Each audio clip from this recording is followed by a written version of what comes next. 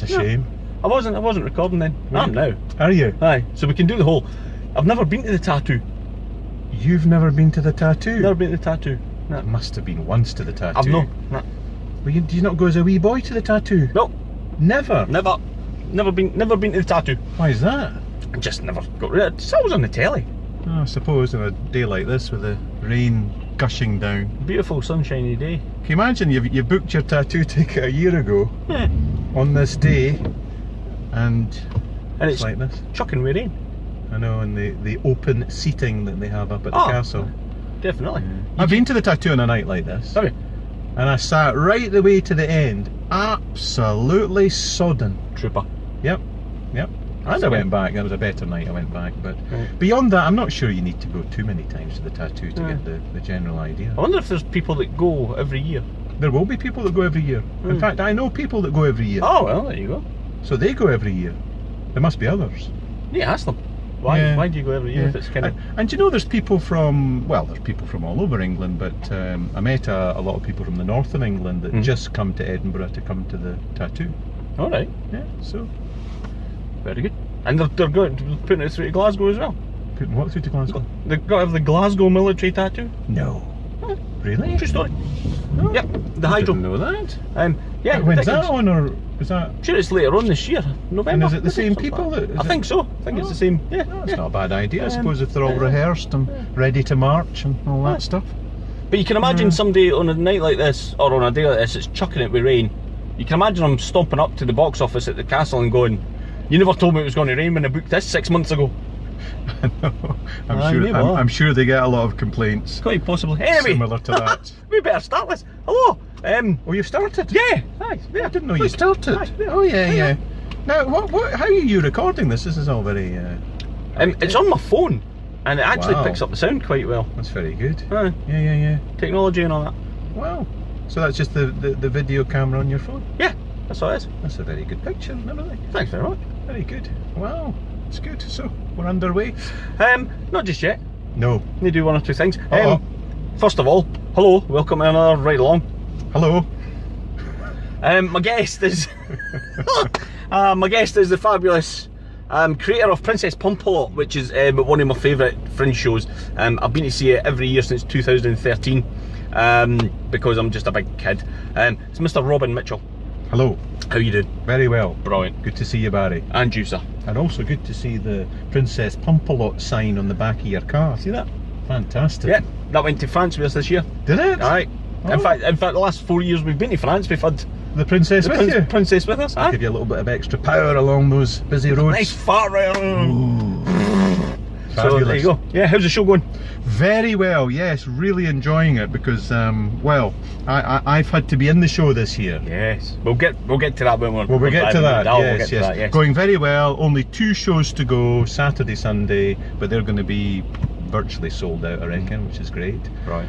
And we're not going beyond that because you know why. The schools have gone back.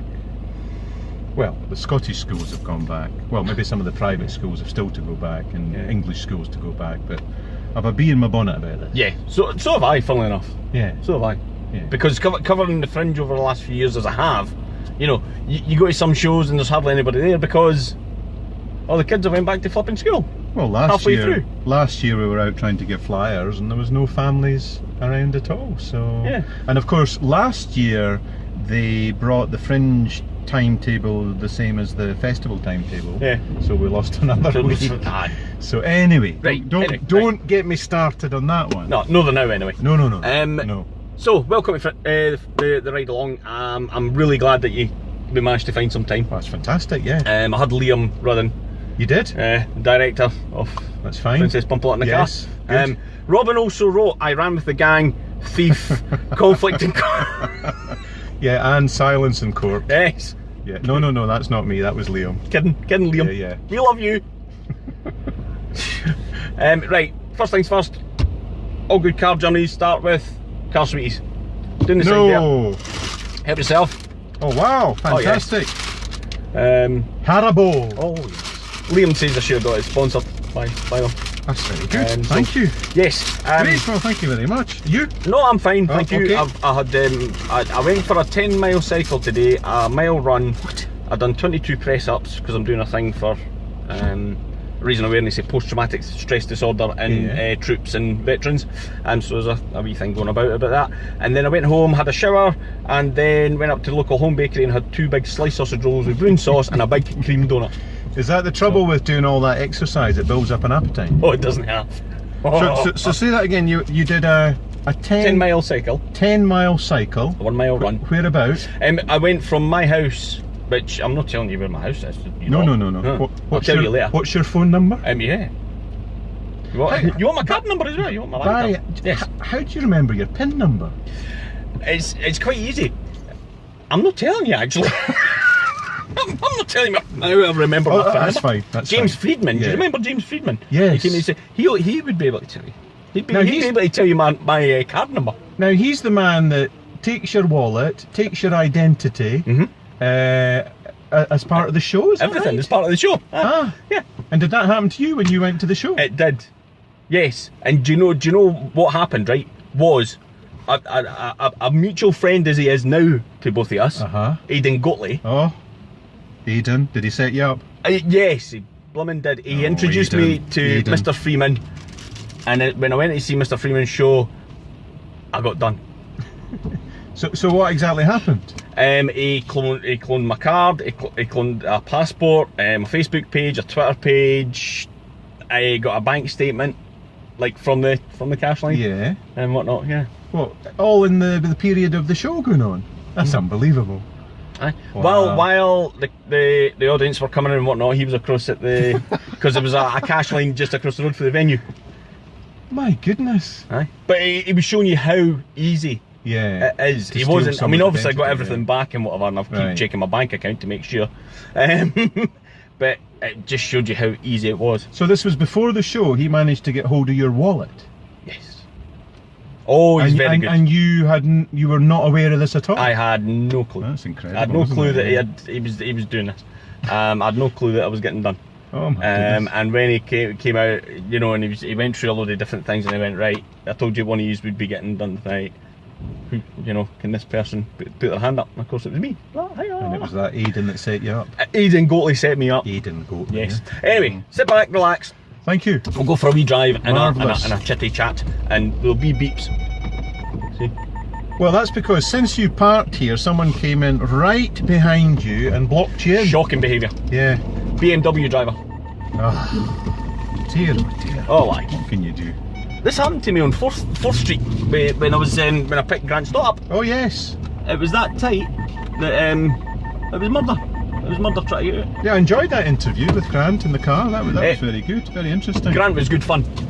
Talking about do you know what? doing the one-man show. Yes. Yeah. They've all been good fun. Yeah. Everybody that I've asked has said yes. I've got one more person that I need to tie down. And who's want of a that? Are you allowed to say? Better phrase. I'm not. No. I'll tell you once we've stopped filming. Unfortunately, it was supposed to be this morning, but unfortunately, he's been that busy. Well, as a he then, we're narrowing it down. Yes, we're narrowing it down. Okay. Has he been very busy at the Fringe? Extremely. Okay, well that narrows it down even further. His show's been getting rave reviews, but he's been asked to compare shows late at night and whatever, and he had to last night, and he sent me a message saying, look, I'm basically, you know, absolutely shattered. Absolutely, okay. Well, I hope that works out. Well, so do I, Yeah. because we've got another wee while to go yet before the Fringe finishes. So, but anyway, let's go for a drive. Okay, marvellous. So, Robin, we'll get into the serious stuff now. Good. Princess Pumpalot. Yes. Like I've said before, a show that I absolutely adore, and so do the kids and Kerry.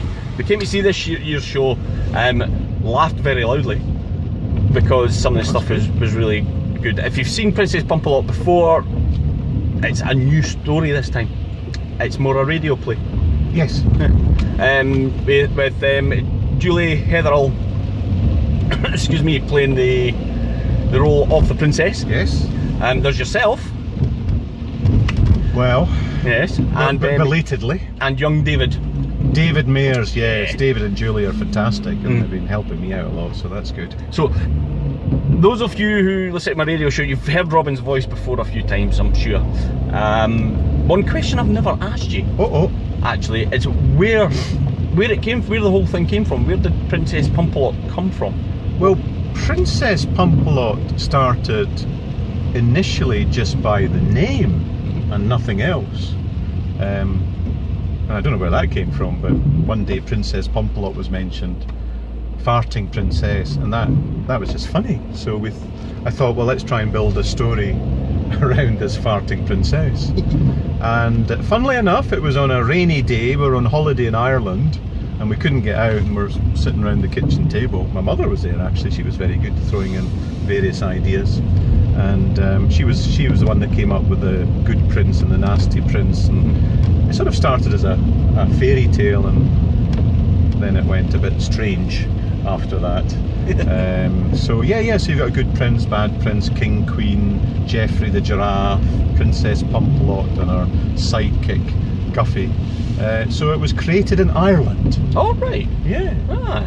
And then I just started to scribble it down and came up with the first story. Yeah.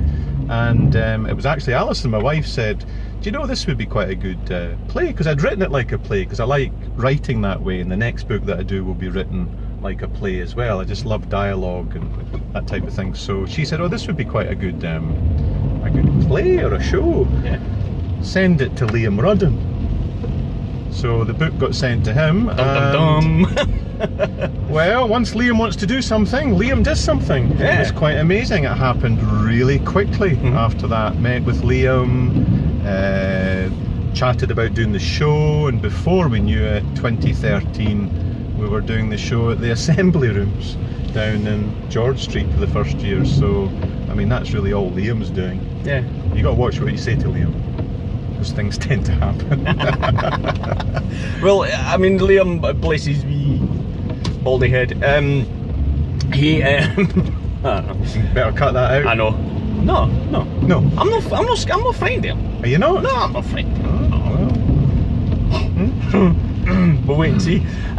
But the first play that you done with it at Assembly Rooms, I came along to review it because for no other reason than it kind of jumped out the Fringe book at me, and you know, Princess Pumpalot, a farting princess. Yeah.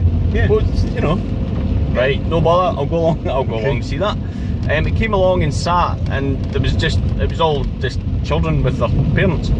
Kind of fell out of place while I was sitting there. Yeah. Because I was like an adult there without any children. But that's the good thing about it, was that, you know, yeah, the kids got the jokes and whatever, but there was also some bits in there for adults as well. Yeah. Well, that was the great thing that Liam brought to it with his massive experience, and you know, the pantomimes that he's done over the years, London Theatre, and goodness knows what else. He brought that pantomime-esque idea into the play, and he explained, you know, how it works, that you can pitch it to both. Yeah. And you can sometimes pitch it to both within 2 or 3 seconds. So for example, if someone makes a sort of remark that maybe only an adult would get, maybe an innuendo, and then suddenly trips, you suddenly have adults and children laughing at the same time, but for different reasons. Yeah. And I thought, oh yeah, that's quite clever. So we've built a lot of that into the plays that we've done. Yeah. But we did the main one for 3 years, and we felt it was time to do the new one, the radio play live on stage was the idea. Yeah. Now this year's one, as you say, it's more a radio play, and it's done in this style. So there's less people than what there has been, because you normally have the princess, the 2 princes, the king, the queen, Geoffrey the giraffe. Yes, a 9-foot giraffe puppet. Yes. So actually, it's been quite nice just to have 3 of us there rather than 8 and a giraffe. Yeah. I mean, what were we thinking about at the Fringe? 8 cast and a giraffe. Well, I mean, we did okay, but it's quite nice to, well, 1, have a new show, and 2, it's just a 3-hander, which is quite good. Yeah. Now, the thing is that you are actually part of it this year. Yes. Because every year I've came to see it, you know, you're sitting there you're making sure everything's going okay and whatnot. But this year you're actually on the stage as Cookie Crumble, character Cookie Crumble. Now, first of all, where did you come up with the idea of having the character Cookie Crumble, first of all?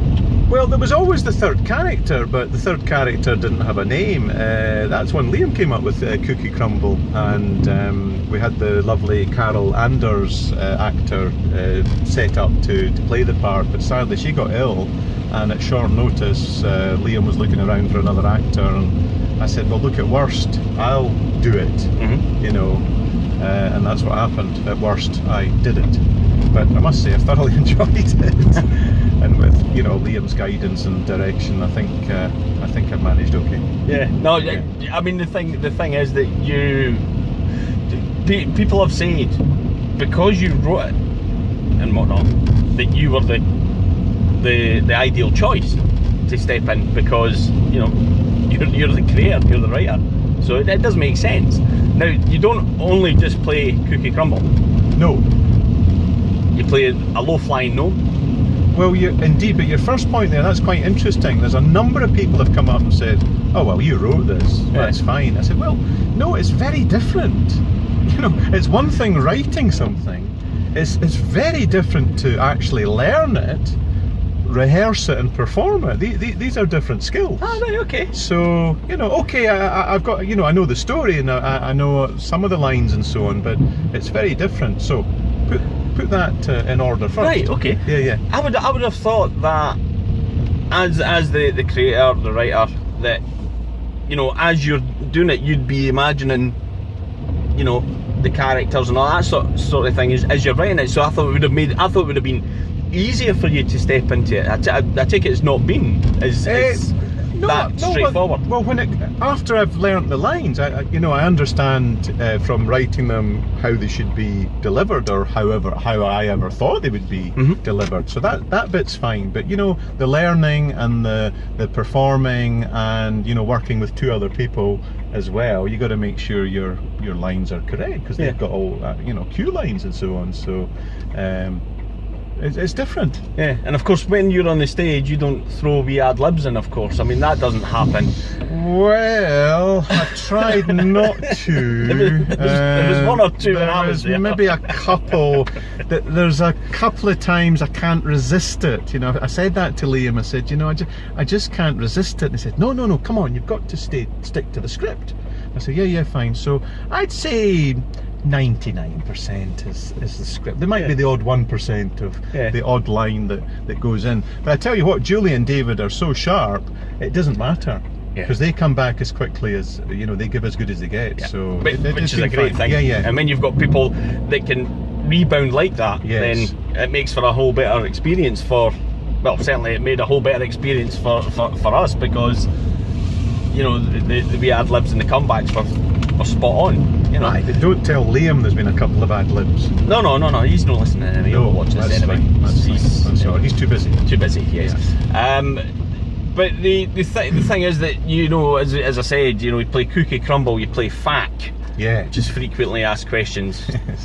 Don't start. No. Yeah. Who the Princess and Guffy go to for advice, guidance. He's the dungeon ghost. So if they're ever needing advice or anything answered, they go and see FAQ down at the castle dungeon.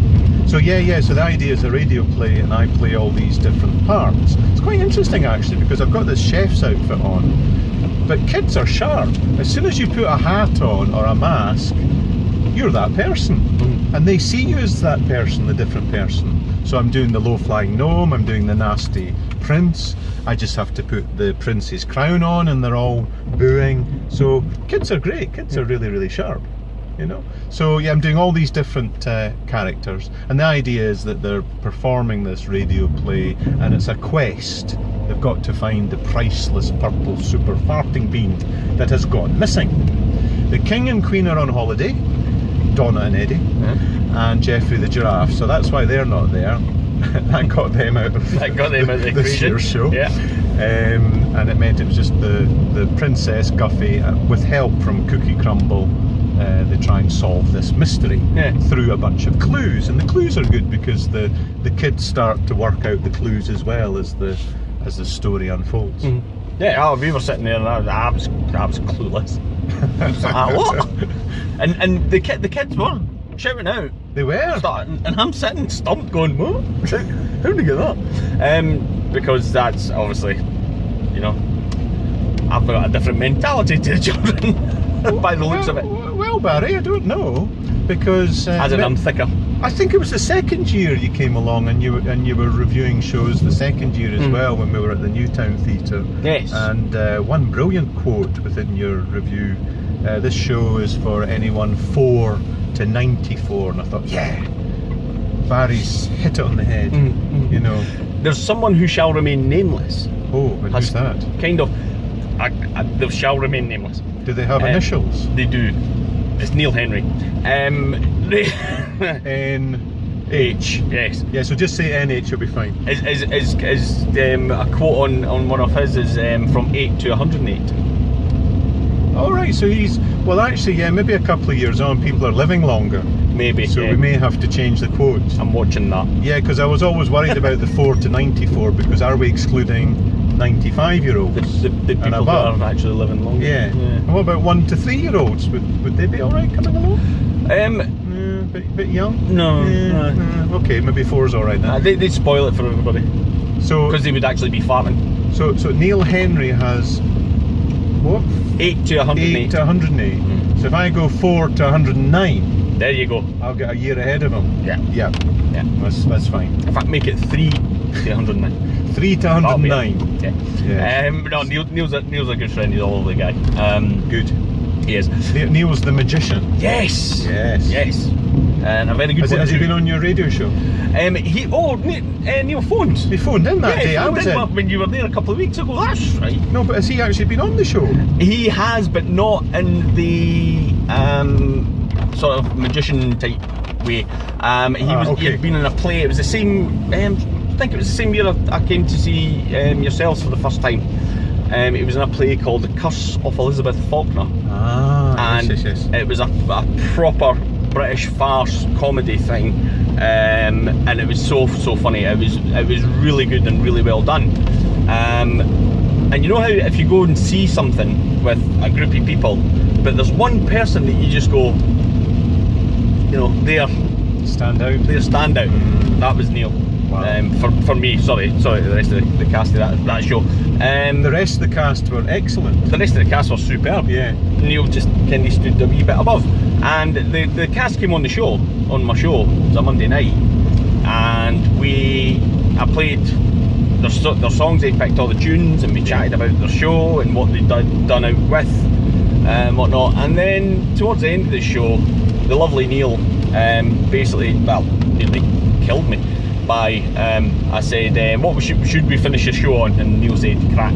And I just, yeah, there was that moment of silence, and I just absolutely fell over. No, it was just a moment in radio I'll never ever forget. And since then, I've been to see his show a couple of times, and we keep in touch. And great, you know. And I've not been to see his show yet, but I will get there. Good. Is he on till the end of the Fringe? He's on to the end of the Fringe. Oh, well, that's fine. Yes. So, he was on STV the other night doing one of his tricks, so it's quite good. Great. So, but the thing is though, that over the last few years, it's good to still see everybody when they come and they do their stuff. Like I see you every time I pop into where you work. You're never there. You know, I think you hide. Don't tell them I'm here. No. I think it's just because I'm not always there. Yeah. But I was there today when you came in. So you were. Yeah. So it's almost as if we bang had goes arranged. that argument. Aye, well, I suppose. It's almost as if we arranged to meet. Now there's the point, you see. Arranged to meet. Don't just drop in, I might not be there. Good. I'm glad we got this sorted out. Yes. Been trying to tell Barry that for ages. Yeah. But he's one of those spontaneous people. He just likes dropping in and hoping somebody's there. Yeah, one of these spontaneous people. That's why we're on our way to Spain right now. We're heading for the ferry to Santander. Hey. Well, we seem to have gone into the Highlands. Yes. Look at this. Haggis everywhere. I like that. You can't see it, but it's like purpley kindy. Yes. Purpley kindy stuff. Yes. Lovely. Well, we're going round Arthur's Seat. Aye. If you're wondering. of course, do you know what you need now, Barry? You actually need a camera on the outside of the car so that you can cut between the two. Can you do that? Funnily enough, For next time? I had for Donna and Gran, Yes. Donna Hazelton, the lovely, fabulous Donna. Of course, the Queen, Her Majesty. Suffer, he'd that one. And if they're being royalty, I'm now got a black mark against my name. Oh, but you know. don't worry. Give it 10 years and that mark's taken away. Brilliant. I had one of the reaction cameras. Yes. And I had this, my phone that you can see there, Yeah. and I had the action camera on top. Yes. And with Donna's, it was fine because I had the two on because I thought if one fails, I've got a backup. Okay. With Grant's, the holder was just a little bit off, and you can hear it rattling against the phone one. But yes, I may just do that. I may get another one pointed so that. Yeah, you get one up here, I think. Yeah. Pointing out. Yeah, why not? Or So you also get those ones that you can attach to the windows. that would be an idea well. because then you do the 'cause paintlings then, and you know, because you now need to cut to this lovely view over here of Edinburgh yes. from Arthur's Seat, which is fantastic. And then you could have had a camera on that side and had some lovely shots of the flowers that you described there. The purple stuff. The purple stuff. Well, maybe some of the viewers would know what it was. And then coming down here, Oh yes, straight ahead. you've got the castle and That's right. assembly. And then I think you could probably control a drone above the car that sees some nice aerial shots of the car going round Arthur's Seat. that Fantastic. could be what my guest does. They could control the drone. Right, okay, get rid of the sweets, bring in a drone the sweets. control. Okay, No, keep the sweets. Keep the sweets, bring in the drone control, And give the guests something to do. Because they're always talking, these guests. They don't need to talk. They can just concentrate on that. Because that'd be a lovely shot of the car sweeping down from Radical Arthur's Road. Seat. Yeah, beautiful. Well, apart from the rain, but anyway, we we'll don't mind. get back to it. We'll get back to it. Back to what? Back to the chat. Oh, okay. Yes. Right. Now, the thing is that you've not only done Princess Pumpalot, there's been a few small films as well that you've been in and created and Yes, that's right. which you can find on yes. YouTube. Oh yes, a few on YouTube, a few here and there, that's right. A few. We've done a few documentaries. We did a very nice documentary a few years ago called Bread Makers, all about the people from the Garvold Bakery. That was directed by Yasmin Feda and co-produced with my colleague Jim Hickey.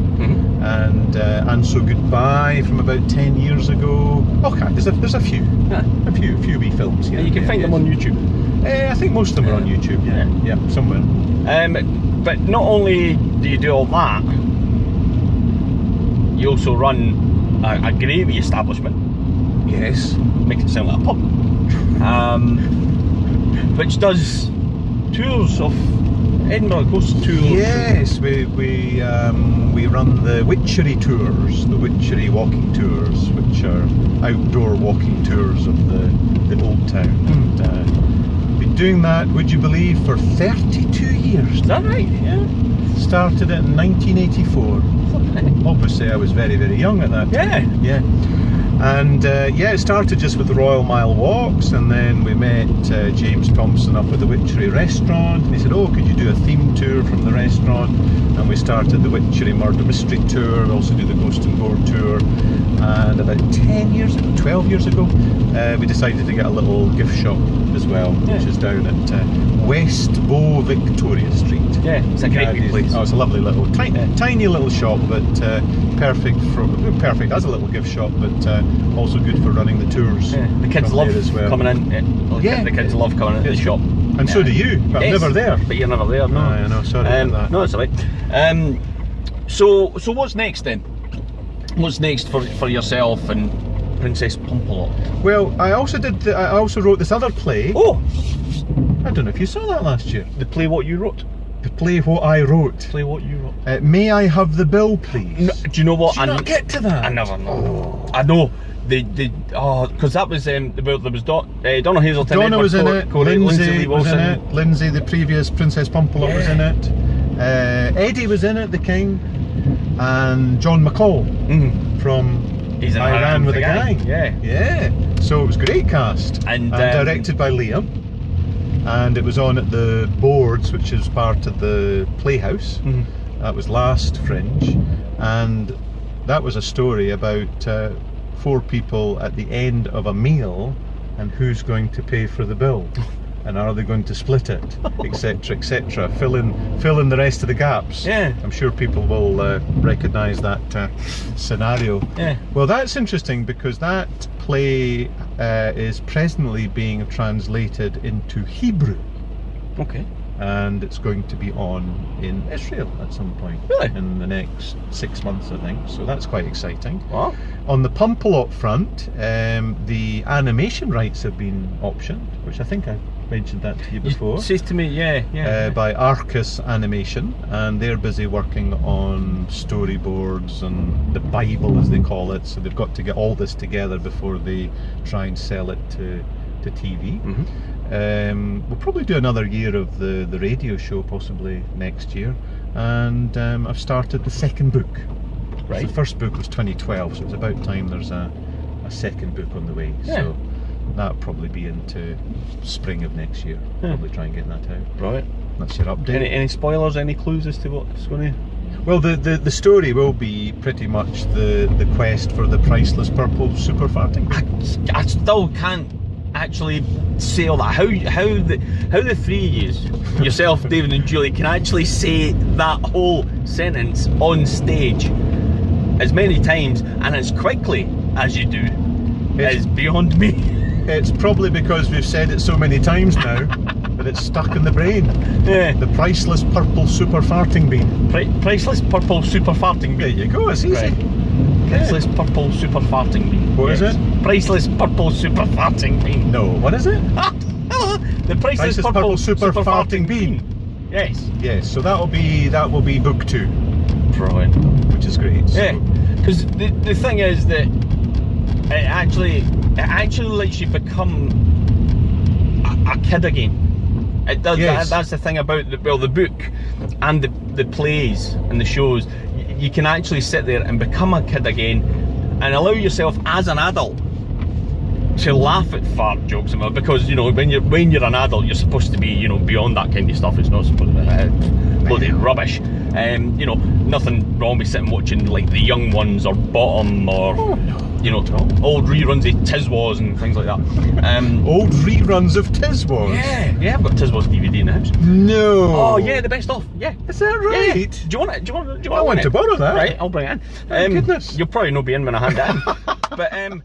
But yes, I've got a DVD with the best of Tiswas. My goodness me. And it does feel, the sound is going to sound really weird, but it does feel really good sitting there and being able to laugh at rudeness without being judged and without people going. But you think that?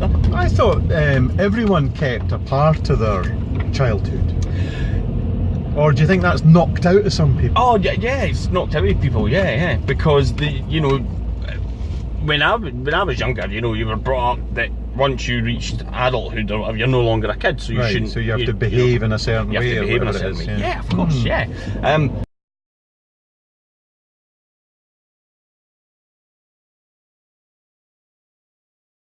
Together again. This is the second time this has happened. Meet the new Patrick Monaghan. Hello. That didn't sound like him. Yeah, we were just talking there about how people kind of lose their kind of childhood kind of things, but it's good to go sit in an audience with plenty of fart jokes and laughing my wee backside off. Well, the other thing that's a bit odd that we've found is that the word fart for some families are still a bit ooh, which I would have thought in this day and age is mad, but I mean no. People, for want of a better phrase, turn their noses up. Oh, terrible. What's a horrible word? No, it's not. But they're at the show, so it can't be too bad. Yeah. I mean, they know they booked a ticket. It's got Princess Pumpalot, the farting princess, on it. Yeah. They must know what they're coming to. Yeah. So that gives them a clue. Yeah.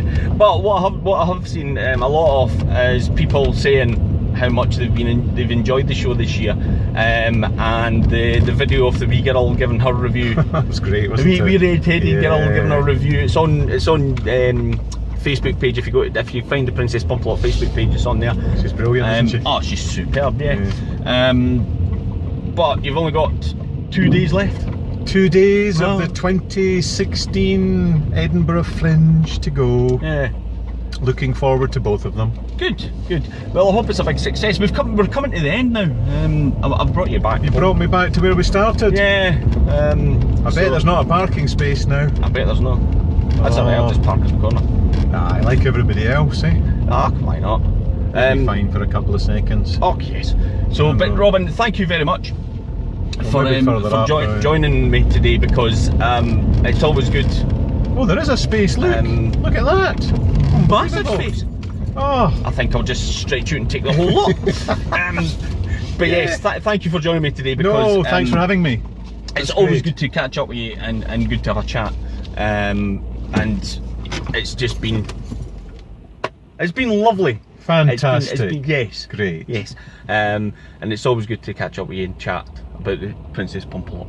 Great. Thanks a lot, Barry. Because I'm a big bear. So, best of luck with the rest of the show, but before you go... What? Before you go? What? What's going on? A wee gift. No! Yeah, man. Wow! Oh! The wife will be delighted. That's alright then. Ah, but don't think... That's alright. Don't think you get away free. I brought you something. Oh, thank you very much. Because I've watched all the other videos, you see. Okay. Yeah, I thought, well, you know, I can't.